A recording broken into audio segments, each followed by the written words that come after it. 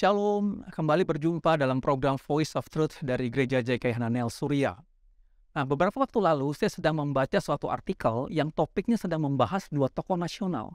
Lalu saya tertarik dengan satu frase di artikel tersebut yang berkata seperti ini, mereka sudah selesai dengan hidupnya. Lalu artikel itu melanjutkan dengan kalimat, sekarang sisa hidup mereka hanya untuk mengabdi dan berbakti untuk negara. Saya merenung dan Roh Kudus mengingatkan dalam firman Tuhan, yaitu dalam surat Paulus kepada jemaatnya di Galatia, yaitu di Galatia 2 ayat 20, firman Tuhan berkata demikian, namun aku hidup, tetapi bukan lagi aku sendiri yang hidup, melainkan Kristus yang hidup di dalam aku. Dan hidupku yang kuhidupi sekarang di dalam daging adalah hidup oleh iman dalam Anak Allah yang telah mengasihi aku dan menyerahkan dirinya untuk aku. Nah, lalu apa kaitan dan hubungan firman Tuhan tersebut dengan kalimat yang mengatakan mereka sudah selesai dengan hidupnya?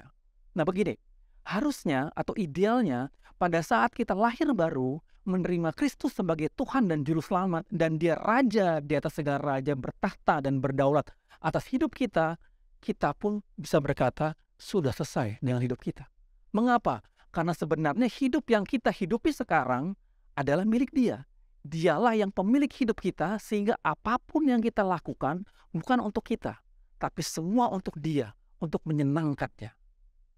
Satu ayat sebagai penutup saya mau bacakan di dalam surat Paulus juga kepada jemaat di Roma, yaitu dalam Roma 12 ayat yang pertama, berkata demikian, karena itu saudara-saudara, demi kemurahan Allah, aku menasihatkan kamu supaya kamu mempersembahkan tubuhmu sebagai persembahan yang hidup, yang kudus, dan yang berkenan kepada Allah. Itu adalah ibadahmu yang sejati. Tuhan Yesus memberkati.